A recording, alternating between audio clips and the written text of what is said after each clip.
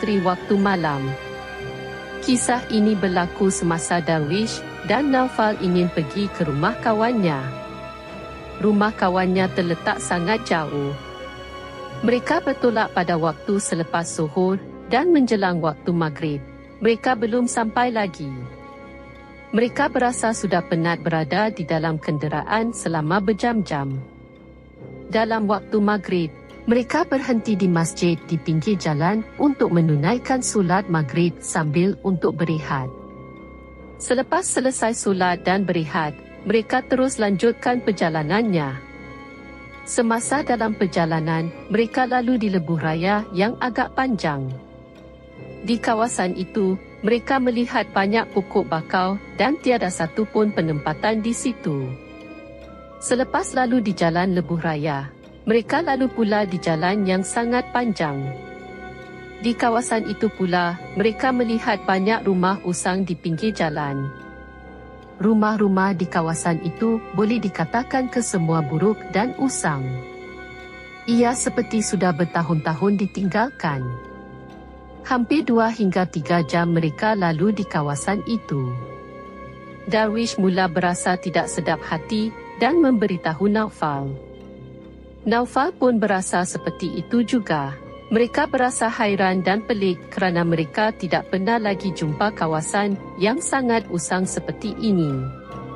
Tambahan pula, sepanjang jalan keadaan kawasan di situ sebegitu. Berjam-jam mereka lalu, tidak ada satu rumah pun yang elok, malah kesemuanya usang dan buruk. Tidak lama kemudian, mereka terjumpa terowong di hadapan. Darwish terus berhentikan kenderaan. Darwish masih ragu-ragu untuk memasuki terowong itu kerana sangat gelap dan kelihatan menyeramkan. Naufal bercadang untuk patah balik. Darwish bersetuju dengan cadangan Naufal dan putuskan untuk patah balik. Apabila mereka patah balik, mereka melihat sekeliling kawasan itu sudah tidak ada lagi rumah-rumah usang dan buruk. Tetapi kawasan itu dipenuhi hutan. Mereka terus terkejut melihatnya. Semasa mereka meneruskan perjalanan pulang, mereka melihat sudah berjam-jam berada di kawasan yang sama. Minyak kereta mereka pun hampir habis. Kerana terlalu lama berada dalam kenderaan, mereka berasa sangat mengantuk. Darwish berhentikan kenderaan di tepi jalan dan tidur. Mereka tersedar melihat sudah waktu pagi.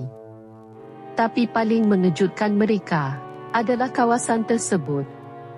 Darwish melihat kawasan itu seperti kawasan lebuh raya yang pertama mereka lalu semalam. Naufal bercadang untuk pulang ke rumah dengan segera. Tapi yang anehnya, mereka melihat minyak kereta mereka penuh seperti baru diisi. Mereka hairan, semalam mereka melihat minyak kereta hampir habis kerana berjam-jam berada di jalan. Walaupun kejadian itu aneh dan di luar jangkaan, mereka bersyukur kerana boleh pulang ke rumah dengan selamat.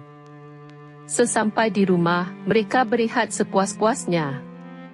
Keesokan harinya, Naufal cuba cari di Google kawasan yang mereka lalu semalam. Ternyata kawasan itu tidak ada pun. Dia terkejut dan memberitahu Darwish. Terdiam Darwish dan dalam fikirannya, kawasan apa yang dia lalu? Kawasan itu tidak wujud pun.